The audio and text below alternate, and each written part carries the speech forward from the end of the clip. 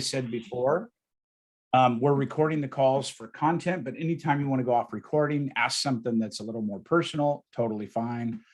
Or if you're just nervous and shy, don't want to ask the question, just say so. We'll take it off the recording. That's the benefit of being here, is you get to hear it.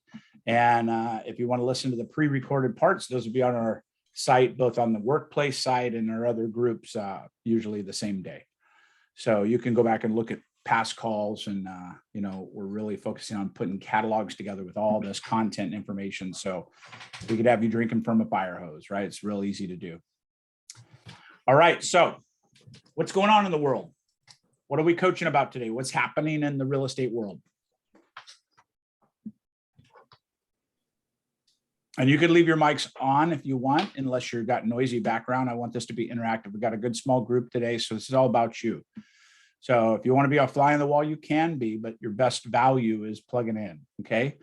So what's going on in the real estate market right now? Lots of price reduction still. Lots of price reduction, 60, 70%, as everybody's coming to terms with what's really going on, right? And not just like, well, I'm still busy. Everybody's starting to have the impact of the rates and so on. The rates did come down a little bit. Anybody know what the rates are right now currently? I should have had four answers right there. 5.77. 5.84 is what I have. Let me refresh. 5.84 is what my Mortgage News Daily says. It's an app called Mortgage News Daily. It's a countrywide. So you might have a little better rate specifically in territories, but you could use this as talking points for your clients right now. You want to be able to say, hey, they came down from 6.25 they went all the way to 5.27 this week, and then they jumped back up to 5.84. So they're very fluctuating right now. That's a big difference in locking, half, a 3/4 to a point. So I don't know if it has the historical on here, but you have to be checking this because I've seen it change 3 times in a day. The 30-year FHA is 5.35, 30-year jumbo 4.85, and then you get some arms that I don't talk about, and the 15-year fixed. But the bottom line is the average 30-year fixed is running about 5.84. Okay, so good idea to get an app like that you could just check it daily, and if not, at least weekly, so you're updating your clients what's going on right there. So that's really kind of what the number one thing in the market is. I always loved traveling. I was in kind of a whirlwind. I played 5 golf courses over the last week. I was in Tahoe, Sacramento, Redding, Bend, Oregon. I mean, I just made my big 1,000-mile loop last week for 4th of July, and spent 4th of July with Brent and Kathy Gove down in Sacramento, and close friends, love them. And what I do is wherever I go, I ask people, like, I'm not a real estate agent, right? I go, hey, what's going on with this market? What are you hearing? And number one, rate by any question, right? My Uber driver, even, I go, hey, what's going on with Las Vegas real estate? And he goes, oh, the rates, man. I go, what are the rates? He goes, they're like 7%, right? So I'm listening. He goes, they've gone up, they're like 7%. I go, okay, he's not far off, but that's an indication of what their belief is, right? So buyer's belief right now is like, oh, I'm out of the picture. And then I dug in a little deeper, and he went on to sell me on why his own personal house is overinflated, and that there's no way his neighbors are getting $1 million for their houses. And I said, interesting. So let me ask you, are you a buyer, a seller, a renter, or an investor? Critical question. I want you to remember. I'll give it to you again. I want to know who he is. If he's a renter, I want to talk to him like a renter. If he's a seller, I want to talk to him like a seller. If he's a buyer, I want to talk to him like a buyer. Because if you mix those up, you could say exactly the opposite message that you really should be saying. Okay. Be honest. Is there anybody that's like, well, that's not, that sounds a little out of integrity if I'm telling them different things. They're different people with different needs. Right? My buyers, I'm saying, ooh, you finally have a little horsepower. You finally have, how many offers were on the house you wrote, Christian?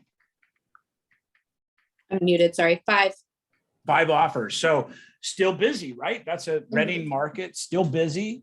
5 offers, over asking price, that's still going on, but it's just much more limited, and it really is an inventory issue, right? Because there's lots of other places that are having price reductions and not having that excitement and success. Hey, Randy. Price point and availability. Hey, Randy. Yeah. Paul Rogers in Roseville, California. What I Oh, how you found doing? I found it was interesting was I do open houses almost every weekend. And in Roseville, we got 3 zip codes. The one zip code where I live, 95747. There's usually 10, 12, 15, maybe 20 open houses on a good day. This past Saturday, there was 73 open houses. Wow. Wow. I was shocked. So agents, the listing agents they're panicking. They're getting out to try to get them sold. Wow, that's amazing. So pressure's coming from where for open houses? Sellers. The sellers. The Mhm. sellers are going, listen, Paul, Help. all my neighbors are having open houses. When are you doing them? I want to do them Wednesday, Thursday, Friday, Saturday, Sunday, right? They're feeling the pressure of the market as well. And now more than ever, you've got to set that expectation up in the beginning, right? You have to say, hey, we're going to have 2 open houses a month or 1 a week or whatever your expectation is, set that in advance. I think the agents are feeling the pressure and they're trying to pick up buyers too. Absolutely. I mean, they are looking at any opportunity. Now, open houses are the greatest opportunity because there's a lot of curiosity. There's a lot of opportunity there. And I'm a big advocate for that. So if you don't have listings, borrow them, borrow listings, right? You can go into KV Core and look at your company's listings, like at the click of a finger. You can boost them and do all that. We're going to talk about that, but know what's going on and then reach out and see if you could do open houses for some of those more favorable listings, right? And if they go, already have them on Friday and Saturday night or on Saturday and Sunday, go, hey, can I do a drive time on Wednesday? That's been real popular. Can I do a drive time open house 5 to 7? Because that's when people are getting off work, they're driving around. No competition, by the way. Tell me how many open houses you see on Wednesday night, right? You'd be lucky to see 1 or 2, but on Saturday and Sunday, you're competing with how many, Paul? 73. Okay. Crazy. So again, just a little outside the box thinking. Now, do you want to swim in the red ocean with 73 other agents, or do you want to be the only person on Tuesday or Wednesday or Thursday evening, right? 5 hours, drive time only, right? Then clean up the house, go to work, come back at 7 o'clock, still got 2 hours worth of daylight. All right. So this one thing could be a nugget of sets you apart or gives you a little bit of an advantage in this time. Don't let lack of inventory in your personal, listing inventory be the problem. You're the problem if you can't find a listing to do an open house in. Because say, for instance, I had 10 open houses. It's stretched to have my team do that many open houses. The sellers want them. If we do them and they didn't expect it, we're heroes. So there's a lot of opportunities with open houses. Probably the greatest if you don't have a significant amount of a database and stuff that you're connecting with and talking to. Open houses could be your greatest opportunity. By the way, it's a great place to meet agents, AKA Thursday's call. Okay. Great feedback though on that. What were your takeaways from your open house, Paul? So my takeaways, I think I'm very solid at my open houses. When people come in, I usually do it for vacant houses for other listing agents. I've been doing it 12 years out here. Yep. I'm sitting right inside the front door when they come in. My script is, hey, Paul Rogers, real estate agent. I take my hand, I go, you looking to buy, sell, invest, or you just dancing around? Thank you very much for saying that correctly. I let them say whatever they're going to say. I say, are you working with an agent? No, you're not. Great. It's going to be Paul Rogers. I throw up a high five. I say, I've got some information here for you. Let me get your name. And I go, name, phone number, email. Not working with an agent. Do you own or rent? Oh, you rent right now. What is that? $2,000 a month. I always throw a number out. Let them say what they're going to say. Get their email. Ask them if they're looking for a deal. And they say, always say, yeah. I go, I got a list of pre-foreclosures. These people are behind on their payments. I can email it to you. Most likely we'll find you something on the regular MLS, but it doesn't hurt to look for a deal like this. I love it, Paul. You could run this call, man. That's a great script. You could tell he's done it once or twice, right? Smooth. But I want you to write this down if you didn't already. Are you looking to buy, sell, rent, or invest? Any order you want it in, whatever sounds better for you. But I always go, are you looking to buy, sell, invest, or rent? Because those are the 4 categories that then you could talk to them in their particular language. Because many a times I've presumed what they wanted to do. And then I go down, oh my God, it's such a great time for sellers and they're getting multiple offers, they're getting over asking price. And they're like, I'm a buyer. That's why I'm not buying right now. It's because of what you just said, right?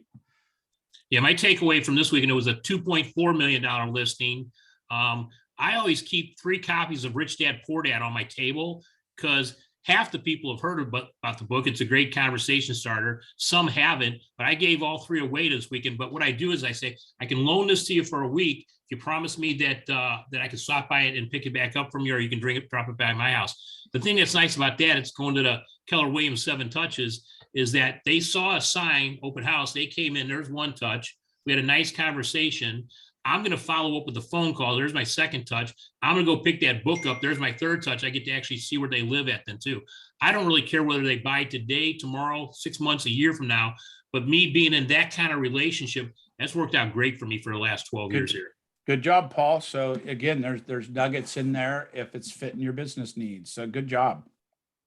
So when we're talking about rates, what are your conversations around rates? Because these are going to be probably the #1 conversation with buyers and maybe sellers right now. I mean, the sellers need to know what's going on, and that's why they're getting realistic. Is when's the absolute best time to sell? What's the answer? What's the absolute best time to sell?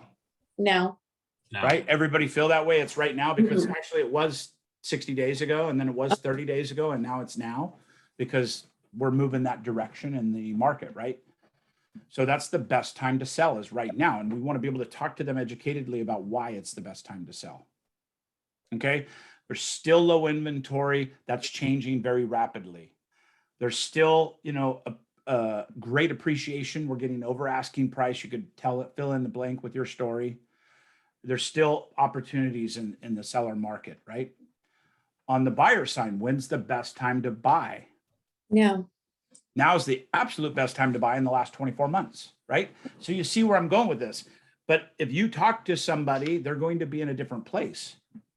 So it's your position to be able to have that conversation with them. What about if they're a renter? And maybe the best time to buy right now because of what? The rents are outpacing the cost of the home mortgage. Mhm. In most markets, the rent base point is more than the average mortgage in the average sales price home. All right, we're getting this wider gap between home ownership back like we had in probably the 60s or 70s, where only like 22% of people were able to afford homes, and the majority of people were renters. We've moved into this 57, or I don't know the numbers, but it's over 50% are owners versus renters. And that changed when we had like the Clinton administration. They started making it where you could do, no doc loans, and that we had the negative AM loans, and we created a lot of home ownership and people that really shouldn't have been in home ownership. All right, nothing personal. It's just reality. That's why we had the meltdown of 2008. That's not coming again because that was influenced by bad lending practices. We've corrected those. Like Canada had 0, right? They had no foreclosures because they had a different lending operation there, and it's much tougher to get a loan there. Everything's done with attorneys. They didn't have the crash that we had. They had the impact from our crash, but they didn't have the mortgage meltdown we did. So knowing that we're not going to have a mortgage meltdown, matter of fact, they're getting a little stricter with lending, and all these things maybe are applying pressure, but having this language conversation with your people is what's critical, right? These are the critical things to set you up as the expert, and then you gain trust, right? Trust is everything in the real estate relationship. If you're like, it's an awesome market right now and you're super generic, they're going to see through that because that's not true in their world. Does that make sense to everybody? So interest rate conversations, if you haven't done it already, download a app. Don't care what you use. This is just a free app, Mortgage News Daily. I don't know if you could see it, but it kind of looks like that. Okay, it's just an app called Mortgage News Daily. It's just something that I open up and just look at. And last week I was shocked. It went all the way down to like 5 point. I think I saw 5.19. It might have been 2.7 somewhere. It surprised me that it dropped that much. And then it went back up over the week, and now it's 5.84 today. Okay. Again, FHA 5.35. So those are good conversations with people. And when you say, hey, and like the guy in the Uber, I didn't question him because he wasn't an actual buyer conversation I'm having. I was kind of fishing, right? But I said, what are the rates at right now? And like I said, he said they were like about 7 or so. I could have educated him on rates and educated on what's going on in the market and all this stuff. Wasn't in that frame of mind, in that place at the moment. But those conversations are what you want to have with your people. And when you do that, when you're specific, hey, the rates today are 5.72. And last week they were 5.35 or vice versa. That makes you an expert in that language, in that conversation. Okay. What about buyer conversations right now? There's a lot of buyer fence sitting right now. Buyers need to be communicated off the fence because they're just waiting for that perfect time down the road. Right? So let's hear from somebody else. Gustavo, Kenny, Christian, so what are you feeling like on the buyer conversations? Our conversations, I'm sorry, Go ahead. Chris, I'm basically telling people now that, even just like 60 days ago, there was all these bids in the houses and they couldn't even get in, especially if they were like an FHA. Now they actually have a shot to go in there and be a player. The one thing I've heard on some of these calls is, marry the house, date the rate. I like that a lot. I like that and that's saying. a hard one for that me a to lot. say. I've said it wrong a few times and it's a slippery slope when you say it wrong. And then, some people, you talk to them and they're like, well, when we hit a recession, usually they bring the rates back down. And I want to wait for that, or I want to wait to see how much further the market comes back where I can Awesome. save some money. So can we have a dialogue on that conversation? You be the buyer. Yep.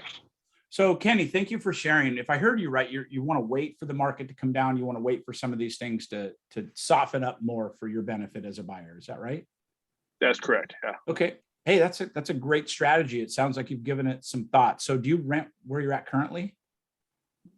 Yeah. And what's the rent payment for your house? 2,200. 2,200. Okay. And you have a family, like you need some 3-bedroom, 2-bath. What's your needs? 3 and 2 is good. 3 and 2 is good. So 2,200 a month. Have they raised the rent recently? Yeah, it went up from like 1,850 about a year ago. Okay. When's the next rate increase that they've talked to you about? At the end of the lease, which is in about 9 months. Okay. So you got about 9 months maybe at that rate, and then it could go up again, right? Right. Likely Exactly. it will. I've seen some significant rate increases lately that have driven the cost of renting above that of owning a house with literally no down. So have you looked at houses in your market to see what the mortgage payments would be all in? Yeah, and it's very similar to the rent payment. Interesting. So why wouldn't you do that? I'm just curious. You can stay there forever, by the way, Kenny. I'm just asking a question. Don't hate me. Just, I'm hearing all these things from the media and stuff that basically, the housing prices are going to come down. And once we go into a full on recession, the rates should come down also. So just kind of waiting to see what happens there. Yeah, I think rates are going to go up first. So you're willing to wait a year or two, even though that opportunity may not be the same today. So here's what I think, Kenny. And again, my advice is free. So you could throw it out the window or you could take it for what it's worth. The house prices today, I think, are the best they're going to be in the next 24 months. I don't see us going backwards. I think we're definitely going to see stabilization. We're seeing price reductions, all that on the front end, but on the closings, we're still seeing very close to, appreciation in the marketplace. So we should see that maybe 1, 2, or 3% appreciation instead of 18, 19, 20% we saw last year. But that's more normal. Would you agree with that being more normal? Absolutely.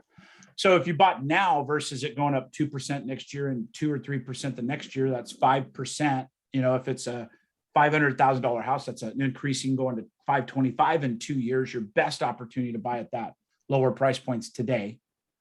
Rates are likely going to continue up. Even if they come down in the next year or two, you can still refinance and have a benefit from that. But really, I think, like you said, you want to marry the house and date the rate.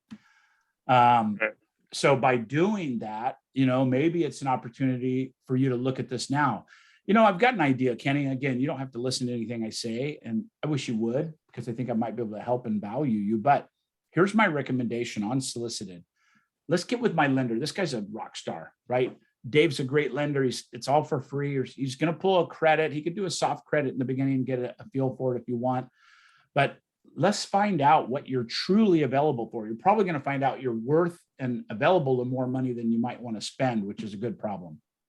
But let's look at that. And I think you owe it to yourself financially to look at what the true options are between the two. And if it's too big, obviously, then you know the information, you can make some better decisions as you go. But right now, I don't think you know correctly. Is that accurate? It's accurate. So I'm willing to do that, even if it turns out to be nothing. I'm willing to put in the work to help you with that. I'm willing to connect you with Dave, my lender over at Wilcox Mortgage. Are you willing and able to do this and move through the process of some of the paperwork that's needed? Yeah, it doesn't hurt to look. Let's take a look at it. Yeah, again, I'm going to support you throughout the process, but I think you might be pleasantly surprised. But knowledge is power. I like that. Okay. All right, good, Kenny. I appreciate that dialogue. Thank you. Thank you. So any questions or any takeaways from that? You know what the absolute biggest obstacle is in the next 24 months? It's not a trick question, but it's going to sound like a trick question. What's the greatest obstacle in the next 24 months? What comes up for you?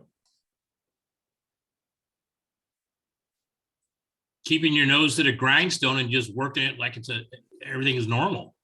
Yeah, I'm going to expand on that. It's mindset. Mindset is an overused term. It's, everybody's mindset, this mindset, that, but it's absolutely critical.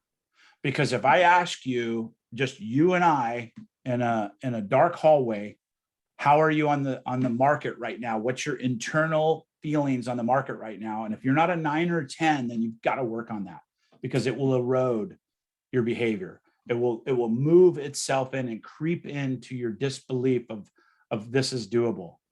There's going to be a lot of agents leave the market now, and they're going to be the ones that are ostriching, that putting their heads in the sand, right? You have to grab it by the horns right now and take advantage of what's in your lap opportunity-wise. Open house is an opportunity right now, right? Buyer and selling conversations, door knocking, whatever it may be. We may have another lockdown in the future. How would you like to find out we're in lockdown in 2 months and you cannot go door knocking in again? And, take advantage of what you can now. I'm not saying that's going to happen, but it's 100% possibility. Right? So mindset is something you're going to have to work on daily. I work on it daily. I'm not superhuman. I'm human, right? If I even happen to catch the news for a little bit, I'm screwed, right? I could hear 2 or 3 headlines and it gets in my head. 2 or 3 headlines and I'm like, fuck, it is bad out there. I forgot about Ukraine. I haven't even been watching Ukraine. I got to check this out. I got to see what's going on. I got to be up in the world news. So if somebody asked me, I could tell them. I'd much rather say, I have no freaking idea what's going on in Ukraine. I hope they're okay, but I haven't looked at the news in a month. I'd much rather defend that statement than not sound like a dummy. All right. Don't be a dummy in real estate, but be a dummy with what's going on in the world, right? You're going to know. If they send a missile somewhere, we're going to know almost immediately with social media, right? So I don't need to pay attention to what's going on. I don't need to find out what's going on in the January 6th things. I don't need to see that 22 people were gunned down in Texas. I don't need that. That's just me.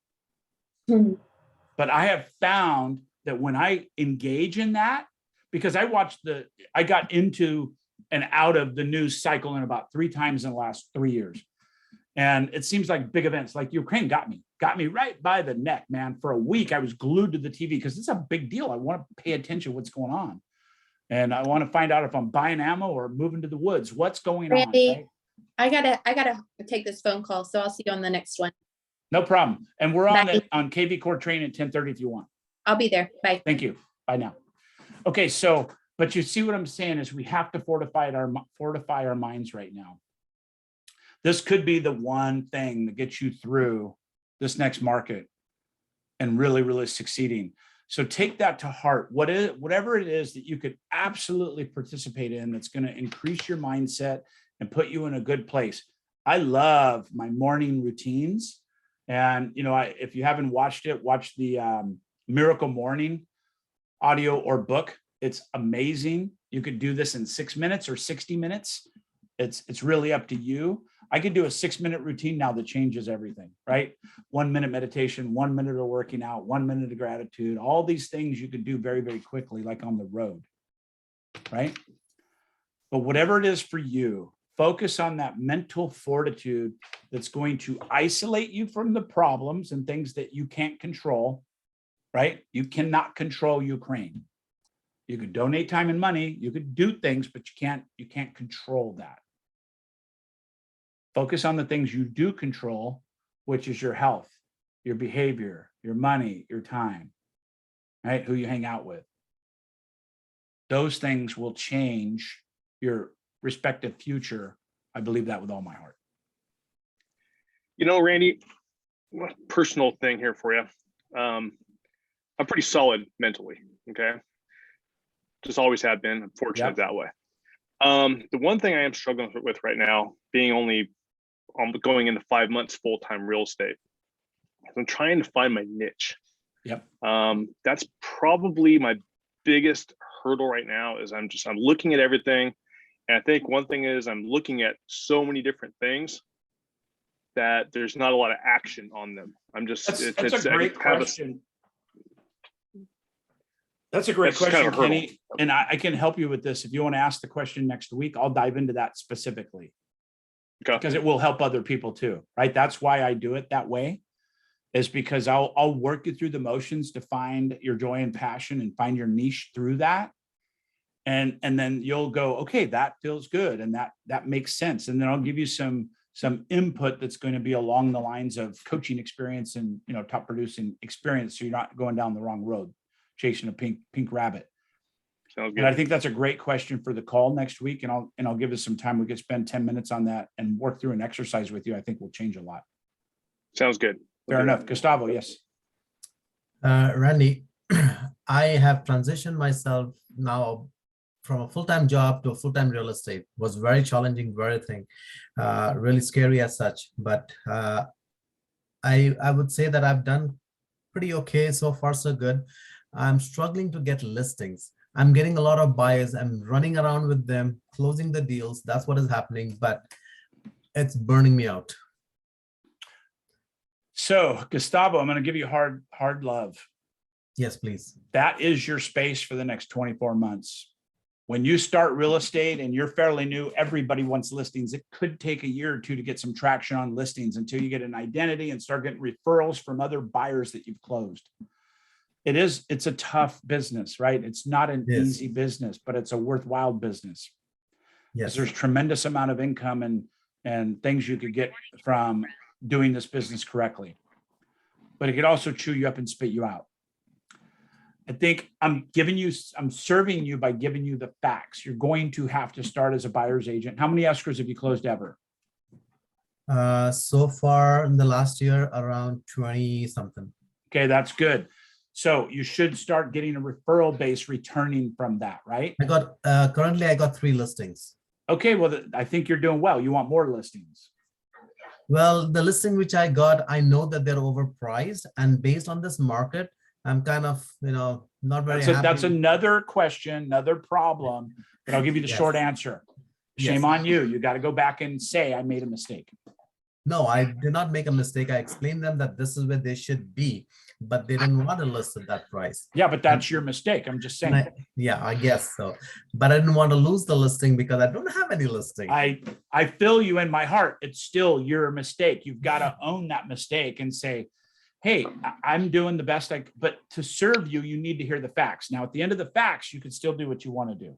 Right. Right? Does that make sense? Absolutely. All right. I'm going to stop the recording and start welcoming my people in for my KV Core training.